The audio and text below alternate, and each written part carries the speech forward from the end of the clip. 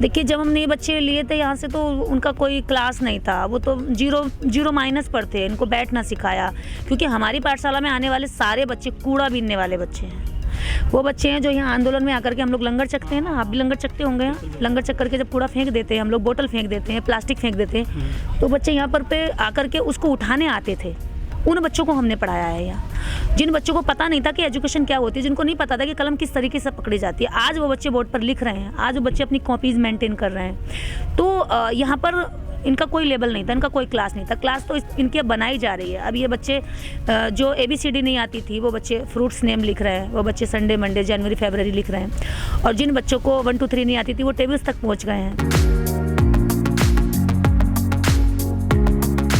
Maximum बच्चे ऐसे जो कभी स्कूल नहीं गए, कभी नहीं गए, और जो बच्चे जिनके एडमिशन थे भी तो फीस ना देने की वजह से उन बच्चों को स्कूल से हाँ बिल्कुल वही हालात हैं। और जो बच्चे खुद अपना पेट भरने के लिए कूड़ा चुग रहे हों, बोरा 20-20 किलो का बोरा, जिस बच्चे का खुद का वजन 18 किलो होगा, वो बच्चा 20 किलो का बोरा उठा करके अपने कंधे पर यहाँ दौड़ लगाता और भागता कि पहले मैं बोतल उठा लूँ दूसरे बच्चे से पहले भाग करके। तो मतलब पहले रोजी रोटी देखते हैं, फिर बाद में एजुकेशन। बिल्कुल।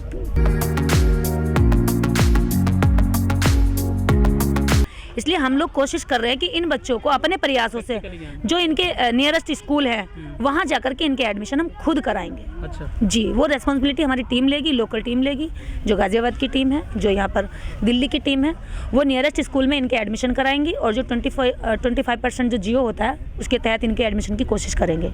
बस स्कूल के लिए कोरोना हो रहा है, सारा कोरोना स्कूलों में घुसकर बैठ गया है। मतलब कोरोना ने छुट्टी लेकर के स्कूल में जाकर के अपना डेरा डाल दिया है। देश की शिक्षा व्यवस्था सरकार खराब करना चाहती है, बर्बाद करना चाहती है, और कर चुकी है। झूठा आपने खाया, मैंने खाया, फेंक दिया, इन्होंने फेंक दिया, इन्होंने फेंक दिया, और वो बच्चा उसको उठा रहा है, फिर वो हाथ भी नहीं धो रहा, उसी हाथ से खा रहा है। तो कोरोना वहाँ ज़्यादा होगा या पाठशाला में साफ सुथरी जगह पे बैठ के होगा? नहीं, कभी ऐसा कहा कि मैडम हमें मास्क नहीं है, हमें दिक्कत हो सकती है, ऐसा कुछ कभी आपसे कुछ बोला? ऐसी कोई बीमारी है हम खुद नहीं मानते, हम खुद नहीं मास्क पहनते। अगर ऐसी कोई बीमारी और हमें डर लगेगा हम खुद मास्क देंगे। जब हम यहाँ पर ड्रेस दे सकते हैं 500-700 रुपए की बना करके, तो एक छोटा सा टुकड़ा नहीं दे सकते हम मास्क का? बिल्कुल दे सकते हैं। लेकिन यहाँ आकर के यहाँ पहले तो मास्क उतारा जाता है, तब आपको भी एंट्री मिलती होगी, मुझे लग रहा है। मीडिया के लोगों को भी एंट्री तब मिलती है अंदर आने के लिए।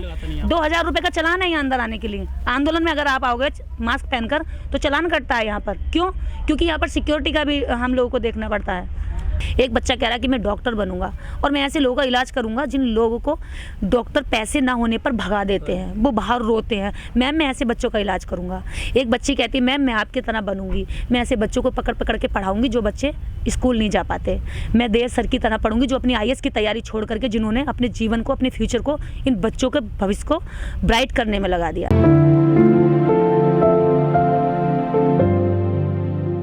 मेरा नाम निर्देश सिंह है। अच्छा, कहाँ से हैं आप? मुरादाबाद। तो आपने एक कैंप लगाया हुआ है, क्या है मतलब आपका उद्देश्य क्या है यहाँ पर कैंप लगाने का? देखिए, कैंप का नाम है पाठशाला, सावित्रीबाई फुले पाठशाला। तो पाठशाला का नाम आती दिमाग में क्लिक करेगा कि भी पाठशाला का मतलब पढ़ने का काम है। अच्छा। तो एजुकेशन देने का काम कर रहे हैं हम लोग यहाँ। कब से चल रहा है आपका एक कैंप यहाँ पे पाठशाला जो चला रहे हैं आप? ये 22 जनवरी से कंटिन्यू यहाँ स्थापित किया गया है, और उससे पहले भी चल रहा था। हमारी टीम जगह जगह लाइब्रेरी बनी हुई है, वहाँ पढ़ा रहे थे बच्चों को अलग अलग जगहों पर। लेकिन 22 जनवरी से ये जगह हम लोगों ने यहाँ पर अलॉट करा करके, और 22 जनवरी से कंटिन्यू चल रही है क्लासें। ये जो आपका चल रहा है पाठशाला, कोई आपका संगठन वगैरह है, NGO वगैरह? जी, माता सावित्रीबाई फुले महासभा के नाम से हम लोग काम करते हैं, और उस संगठन की चेयरपर्सन हूँ मैं। संस्थापक आदरणीय केदारनाथ जी हैं, और पाठशाला का जो संचालन इस समय कर रहे हैं, जो सबसे ज़्यादा इसको देख रहे हैं, वो देव कुमार जी हैं। माता सावित्रीबाई फुले महासभा तो पिछले 9 साल से रूरल एरियाज़ में सोशल लेवल्स पर काम कर रहा है, शिक्षा के क्षेत्र में काम कर रहा है। और किसान आंदोलन को भी हम लोग समर्थन देना चाहते थे, तो किसान आंदोलन को हम समर्थन देने का हमने ये रास्ता ढूंढा कि हम लोग एक पाठशाला खोल करके बच्चों को पढ़ा करके हम जो है इनका समर्थन करेंगे और सरकार की गलत नीतियों का विरोध करेंगे। तो हमने नारेबाजी ना करके, शोर शराबा ना करके, हमने साइलेंटली चुप बैठ करके हमने बच्चों को शिक्षा देना शुरू किया। कितने बच्चे आ रहे हैं यहाँ पे डेली? यहाँ पर हमारे पास 140 से 150 के करीब एडमिशन है। इनका टाइमिंग क्या होता है जो बच्चे शिक्षा लेते हैं यहाँ पे आकर के? सुबह यहाँ पर अब तो 9 बजे से 12 बजे का एक बैच है, और दोपहर 3 बजे से 4 बजे से शायद हमने बैच 1 घंटा हमने देर कर, क्योंकि धूप ज़्यादा बढ़ गई है यहाँ, तो 4 से 6 शाम को बैच है। एज क्या होती है जो यहाँ पे स्टूडेंट आते हैं? ये स्टूडेंट की एज यहाँ पर 4 से 12 साल तक के बच्चे हैं। इनको जो पाठ्यक्रम है वो सारी चीज़ें, बुक्स हैं, कॉपी पेंसिलें, स्टेशनरी वगैरह कहाँ से मिलती है इनको? वो हम सब लोग प्रोवाइड कराते हैं, हमारी पाठशाला प्रोवाइड कराती है। कॉपी, पेंसिल, रबड़, शॉर्पनर, बैग भी यहाँ तक कि हम लोगों ने प्रोवाइड कराया। ड्रेस भी हम लोगों ने इनको दे दिया। आज हम लोगों ने इनको ड्रेस बांटी, बच्चे बहुत खुश हैं। तो यहाँ पर बच्चों के पास कोई कमी नहीं है, सब कुछ हम लोग प्रोवाइड करा रहे हैं। सबसे पहली जो ज़रूरत है इंसान की, भूख है ना। भूख जब मिटेगी तब कुछ सोचेगा। अब उसकी भूख नहीं मिट रही है, उसके पास कुछ संसाधन नहीं है, रोटी नहीं है, तो वो दिन भर क्या करेगा? पहले कूड़ा बीन करके 50 रुपये किसी तरीके से इकट्ठे कर लेता है। अब उन पैसों में से वो रोटी खाएगा पहले या स्कूल की फीस जमा करेगा? लेकिन यहाँ तो रोटी मिल जाती है ना इनको। यहाँ वो भी है, यहाँ पंजाबियों ने, सरदारों ने लंगर चलाए हुए हैं, तो यहाँ खाना भी कोई कमी नहीं है। तो यहाँ पर जो किसान खेत में धान उगा रहा है, वही किसान की यहाँ पर जो खुली हुई पाठशाला वो बीज उगा रही है विचारों के, और यहाँ विचारों के बीज उग रहे हैं। आपने बताया कि सैकड़ों 120 बच्चे बताएं आपने करीब। यहाँ पे टीचर कितने हैं इनको पढ़ाने के लिए? देखिए, यहाँ पर हमारे पास में 7 से 8 टीचर हैं जो इनको पढ़ाते हैं लगातार, और बाकी यहाँ जितने वॉलंटियर्स हैं सब लोग हमारी हेल्प करते हैं। आप जैसे लोग, बहुत सारे लोग देश भर से, अलग अलग जगहों से लोग यहाँ बच्चों को पढ़ाने के लिए आ रहे हैं, खुश हैं कि हम ऐसे बच्चों के लिए अपना जीवन में कुछ कर पा रहे हैं। तो यहाँ तो पढ़ाने के लिए सबका स्वागत है यहाँ पर, और लोग डेली यहाँ पर पढ़ाने के लिए हमसे टाइम मांगते हैं कि बहन जी हमको 2 घंटे हमें दे दीजिए, हम आपके बच्चों को पढ़ाना चाहते हैं। तो हम लोग इस तरह से भी लोग आ रहे हैं पढ़ाने के लिए, पढ़ाने वालों की कोई कमी नहीं है। अच्छा, तो यहाँ पे एक तो चलो एजुकेशन हो गई, इसके अलावा फिर इनको सर्टिफिकेट वगैरह कुछ मिलेगा ऐसे, जिससे कि इनको आगे कुछ एडमिशन मिल जाए अगली क्लास में? नहीं, ऐसे एडमिशन कोई नहीं देगा। अगर आप सर्टिफिकेट भी दें, कौन मानेगा? है ना, कौन मानेगा? वही गवर्नमेंट के अगेंस्ट, केवल ज्ञान बढ़ाया जा रहा है इनका। देखिए, गवर्नमेंट के अगेंस्ट आंदोलन चल रहा है, और गवर्नमेंट के अगेंस्ट बैठ करके आप हाईवे पर एक स्कूल खोलते हैं, आप उन बच्चों को पढ़ाते हैं, फिर उनको पाठशाला का सर्टिफिकेट देते हैं। वो वैलिड होगा क्या? सरकार उसको वैलिड करेगी या प्रशासन वैलिड करेगा? वैलिड नहीं होगा। जो सरकार है वो कोरोना की डर की वजह से एक तो स्कूल नहीं खोल रही है, तो आपको नहीं लगता कि इनको कुछ बीमारी लग सकती है? मास्क वगैरह नहीं है बच्चों पे। यहाँ पर लाखों लोग आ गए 3 महीने में, 4 महीने में, किसी को कोरोना नहीं हुआ। यहाँ एक कैंप में 400 लोग एक साथ सोते हैं, एक थाली में लोग खाते हैं, एक रजाई के अंदर 4 लोग सोए हैं सर्दियों में, किसी को कोरोना नहीं हुआ। ये कोरोना तब क्यों नहीं होता जब रैलियाँ होती हैं चुनावी? ये कोरोना बंगाल में क्यों नहीं हो रहा? ये कोरोना बिहार में क्यों नहीं हुआ? जब चुनावी रैलियों में यही भीड़ जाती है, यही भीड़ जो है अपना ले थैला वहाँ पर इकट्ठा हो जाती है, वहीं जाकर के एक साथ चिपक कर बैठती है, धक्का मुक्की होती है, तब कोरोना नहीं होता। आज देखिए कि बच्चों के अंदर से जो स्टूडेंट जो लाइफ वो जीते थे, जो स्टूडेंट्स फीलिंग उनकी होती थी, वो मर गई है। एक बच्चा सुबह बैग टांगता था, स्कूल जाता था, माँ को बाय करता था, घर आता था, टीचर से काम लेता था, होमवर्क दिखाता था, टीचर का डर होता था। आज बताइए कितने बच्चों में टीचर्स का डर है? आज बताइए कितने बच्चों के अंदर सुबह उठ करके स्कूल जाने की, जल्दी से तैयार होने की ललक पैदा हो रही है? सारे बच्चों के अंदर से स्टूडेंट्स की फीलिंग तक मार दी है। स्कूलों में आप लोगों ने ये बस स्कूल में कोरोना है, आप बच्चों को पढ़ने नहीं देना चाहते। आप चाहते हैं गरीब गरीब रहे, अशिक्षित रहे, क्योंकि शिक्षित होगा तो दिमाग चलाएगा तो सवाल करेगा, और सवाल करेगा तो हमें जवाब देने पड़ेंगे। इसलिए आप अंधों को तैयार करना चाहते हैं, अंधभक्त तैयार चाहते हैं, और अंधभक्त तो अशिक्षित लोग ही बन सकते हैं।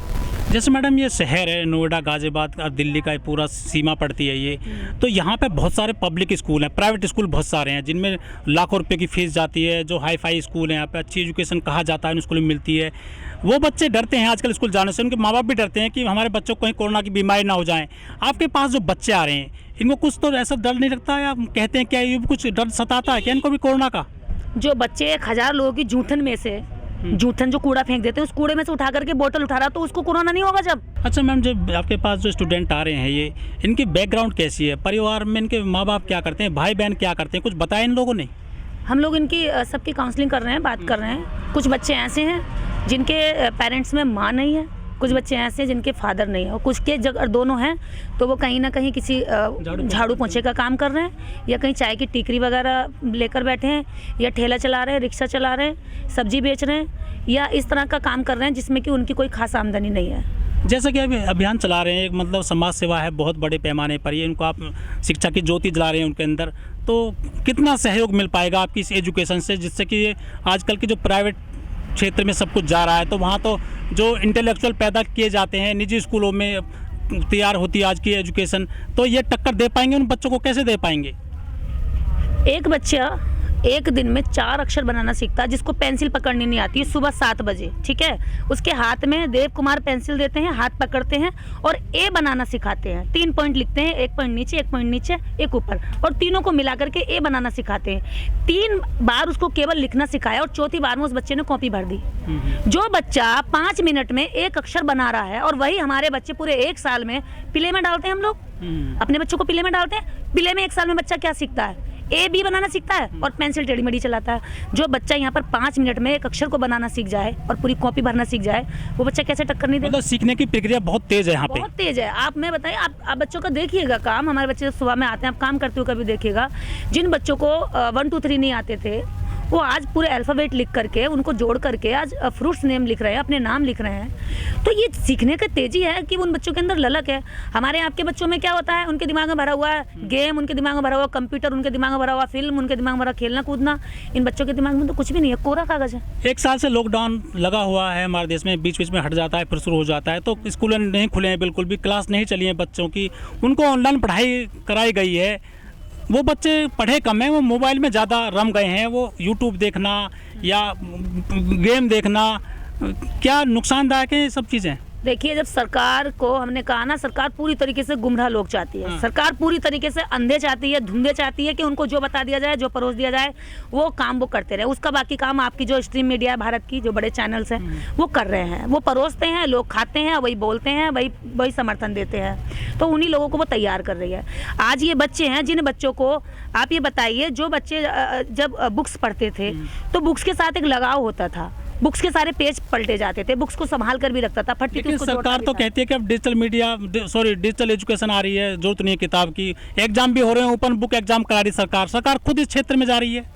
एक बार बताइए, एग्जाम चलता है, मेरी बेटी का खुद एग्जाम चल रहा है, मेरी बेटी खेलती रहती है, वो मुझे छोड़ जाती है मोबाइल, मुझे करके देना पड़ता है क्योंकि फेल हो जाएगी।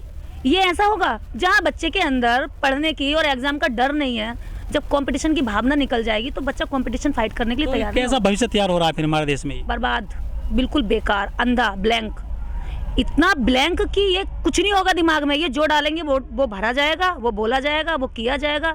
ये देश के अंदर पूरी तरीके से आतंकवाद फैलाना चाहते हैं, ये देश को पूरी तरह से बर्बाद ध्वस्त करना चाहते हैं, लोकतंत्र खत्म करना चाहते हैं। सैकड़ों लोगों के फोन आ रहे हैं इस बात को लेकर के कि दीदी हम भी सावित्रीबाई फुले पाठशाला ब्रांच अपने यहाँ खोलना चाहते हैं अपने शहर में, और ऐसे कूड़ा बीनने वाले बच्चों की हम लिस्ट बना रहे हैं, इकट्ठा कर रहे हैं, उनको पढ़ा रहे हैं। तो हमें नहीं लगता कि हमारा काम गलत है।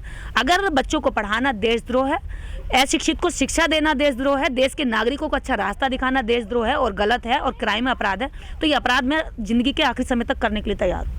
जो आपके पास बच्चे आ रहे हैं, कुछ उन्होंने बताया कि वो फ्यूचर में क्या बनना चाहते हैं? हाँ बिल्कुल, बच्चों के सपने आप बच्चों से पूछिएगा, बच्चे किस तरह के सपने लेकर के यहाँ पर बैठे हैं। बच्चों के अंदर जो बच्चा ये नहीं जानता था कि शाम तक मैं कितना इकट्ठा कर पाऊंगा, मैं कूड़ा बीन करके, वो बच्चा आज कह रहा है कि मैं देश के अंदर आर्मी में जाऊंगा, और उसको बोला गया कि आर्मी में जाकर के सीने पर गोली भी खानी पड़ सकती, कह रहा कोई बात नहीं, मैं देश के लिए जान दे दूंगा, हंसते हंसते। तो इन बच्चों के सपने इतने बड़े हैं कि हो सकता है जो बच्चे हमारे अच्छे स्कूलों में पढ़ रहे हैं, कॉन्वेंट में पढ़ रहे हैं, उनके पास भी इतने बड़े सपने ना हो।